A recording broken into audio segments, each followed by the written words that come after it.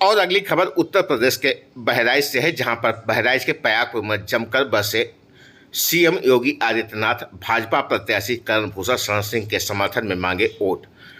तहसील पयागपुर अंतर्गत junior high school Payagpur के प्रांगण में उत्तर प्रदेश के मुख्यमंत्री योगी आदित्यनाथ के द्वारा पहुंचकर लोकसभा कैसरगंज प्रत्याशी कर्णभूषण सिंह के समर्थन में लोगों को संबोधन करने का कार्यक्रम संपन्न हुआ। अपने संबोधन में योगी आदित्यनाथ ने जनता को संबोधित करते हुए कहा कि लोकसभा प्रत्याशी कैसरगंज कर्णभूषण सिंह को भारी मतों से विजयी बनाकर संसद में भेजे और मोदी जी को तीसरी बार प्रधानमंत्री बनाकर देश को विकास की राह पर पहुंचाया। पयागपुर की धरती को नमन करते हुए कहा कि बहराइच बालाक देश की धरती है। यहाँ पर महाराजा सुहेलदेव के नाम से चित्तौरा झील को जाना जाता है। इस झील का सुंदरीकरण करके अच्छे स्थल के रूप में विकसित किया गया है, ताकि आने वाले श्रद्धालु इस झील को अपनी आंखों से निहार सके।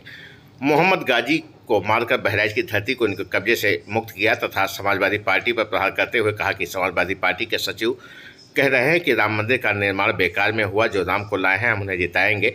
कांग्रेस पार्टी पर प्रहार करते हुए कहा कि कांग्रेस अगर सत्ता में आएगी तो विरासत टैक्स लगाएगी और हम सभी लोगों का धन गरीबों को बांट देगी। ये हिंदुओं को बांटना चाहते हैं, जात के नाम पर हम आएंगे तो जातीय जनगणना कराएंगे और हिंदुओं को आपस में लड़ाएंगे। राहुल गांधी ने अपने मैनिफेस्टो में लिखा है कि एक झटके में गरीबी दूर कर देंगे। विपक्ष विकास विरोधी है। विपक्षी दलों खासकर सपा बसपा और कांग्रेस पर जमकर निशाना साधा। उन्होंने विपक्ष को न केवल आतंक और पाक समर्थक बताया बल्कि विकास विरोधी भी करार दिया। आसमान से चिलचिलाती धूप और आग बरस रही थी। वहीं सूबे के मुखिया योगी आदित्यनाथ अपने संबोधन में चुनावी माहौल को खूब उन्होंने गर्म किया। कांग्रेस ने क्या कहा है सत्ता में आएंगे तो कांग्रेस और सपा का गठबंधन क्या करेगा, वो करेगा क्या।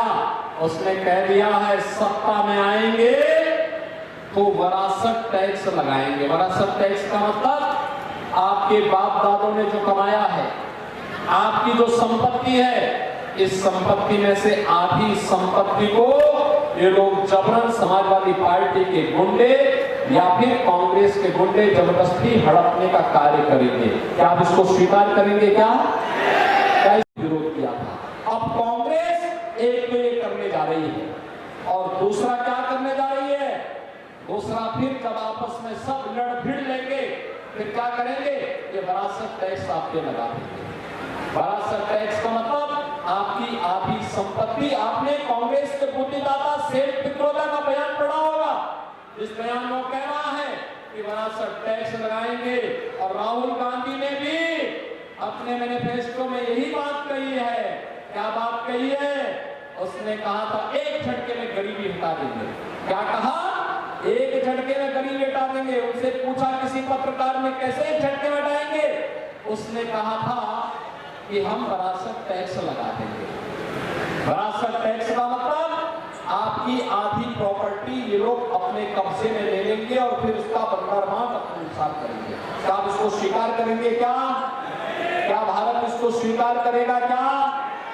और बहनों और भाइयों, एक खतरनाक इसके लिए क्या षड्यंत्र उनके द्वारा कहा जा रहा है? कहा जा रहा है कि हम आएंगे जातीय जनगणना करेंगे। जातीय जनगणना क्यों कराएंगे? इसलिए कराएंगे, पहले जातीय जनगणना कराएंगे, फिर जातीय जनगणना के आधार पर हिंदुओं को आपस में लड़ाएंगे और फिर आपस में लड़ाने के बाद फिर इनके द्वारा क्या करना है, फिर ये करेंगे कि भाई देखो आप तो आपस में लड़ रहे हैं, पहले हिंदुओं तुम आपस अपनी लड़ाई फरियादो, हम पहले ये करते हैं कि तुम्हारा आरक्षण का अधिकार मुसलमानों को दे देते हैं। जैसे इन्होंने कांग्रेस की सरकार जब केंद्र में भी UPA government doctor Manmohan Singh ji प्रधानमंत्री थे, तब इन लोगों ने षड्यंत्र किया था। जस्टिस रंगनाथ के नेतृत्व में एक कमेटी गठित की थी। उस कमेटी ने रिपोर्ट दी और रिपोर्ट में क्या कहा? रिपोर्ट में कहा था कि पिछड़ी जाति के लोगों को मिलने वाला 27% आरक्षण में से 6% आरक्षण मुसलमानों को दे देना चाहिए। हम लोग उस समय विरोध किए थे, संसद में भारी विरोध किए थे। इसके कर्णभूषण के पिताजी भी संसद में हमारे साथ में थे। उस समय हम लोग साथ साथ विरोध किए थे, पूरा विरोध किए थे। हम लोगों ने कहा था कि कतई हिंदुओं का आरक्षण मुसलमानों को नहीं मिल सकता है। बाबा साहब भीमराव अम्बेडकर की भावना के विपरीत है। धार्मिक आधार पर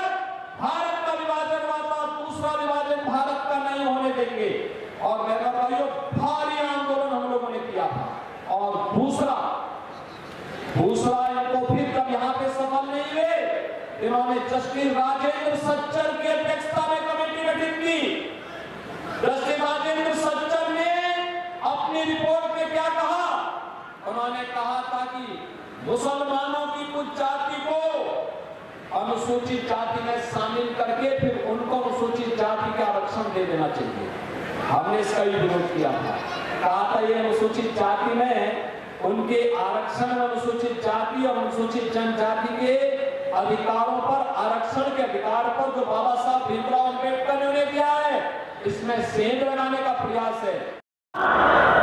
और इस लोग के बाद जब पूर्वजों के पास जाएंगे तो वहां भी बोलेंगे, इस बात को बोलने का अधिकार होगा ना कि देखिए अपने पूर्वजों को आपने बड़े बड़ों के साथ कह पाएंगे कि जो आपकी आस थी, जो आपकी तमन्ना थी, जो आपका संकल्प था, उसको हमने पूरा किया है, हमारे वोट ने पूरा किया है। अयोध्या में रामलला को विराजमान करके आए हैं।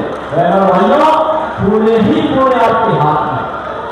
लेकिन अगर एक मांस खाने वालों को चुनाव जिता करके रह देंगे तो एक पाप भी तो आपके साथ चलेगा, चलेगा कि नहीं चलेगा?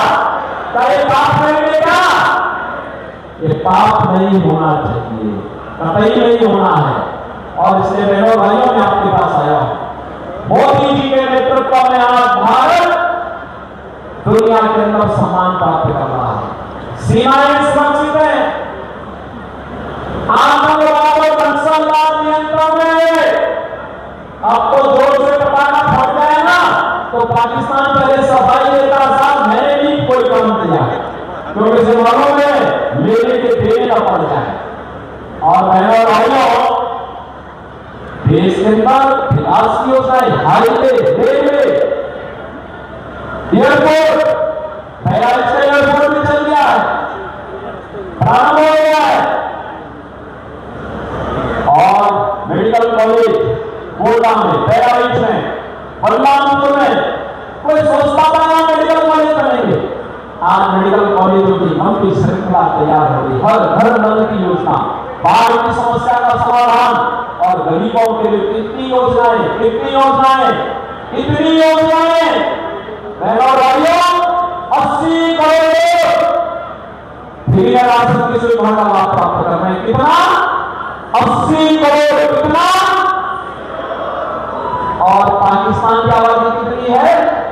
23 से 24 करोड़। कितना है? 23 से 24 करोड़। यूपी से भी छोटा है, यूपी से भी छोटा है। और बहनों भाइयों, वहां लोग भूखों मर रहे हैं। भारत में मोदी जी के नेतृत्व में 10 वर्ष में पाकिस्तान की आबादी से ज्यादा आबादी को गरीबी रेखा से उभार करके खुशहाल जीवन, 25 करोड़ लोग गरीबी रेखा से उभर करके खुशहाल जीवन व्यतीत कर रहे हैं।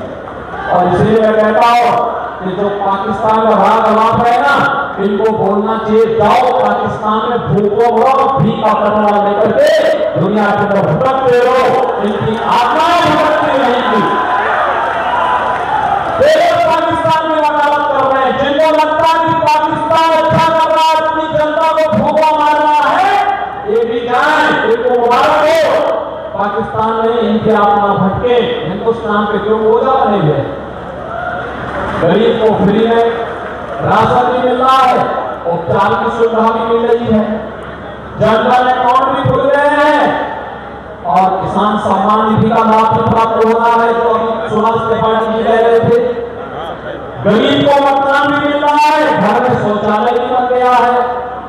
और अभी तो मोदी जी ने कहा है जितने भी गरीब बचे होंगे सबके मकान बनेंगे, सबके मकान बनेंगे। जाओ अभी से घोषणा कर दी, सबका मकान बनेगा, सबको उज्ज्वला योजना का सिलेंडर मिलेगा। और उज्ज्वला योजना के सिलेंडर में हम लोगों ने दीपावली होली में फ्री में भारत सिलेंडर देना प्रारंभ कर दिया। भाइयों, सरकार सुरक्षा के लिए भी काम कर रही है, सम्मान भी दे रही है, गरीब कल्याणकारी योजनाओं भी ला रही है, विकास भी करा रही है। और यहाँ के सांसद जी ने तो गरीबों के घर घर में पड़िया देकर के उनको एक भैंस की सौगात भी दी है ना। बहनों भाइयों, विकास और गरीब कल्याण कैसे होता है यही है और इसी मॉडल को लेकर के आपको चलना होगा। और इसीलिए एक युवा ऊर्जावान नौजवान आपके पास भारतीय जनता पार्टी ने भेजा है करण भूषण के रूप में।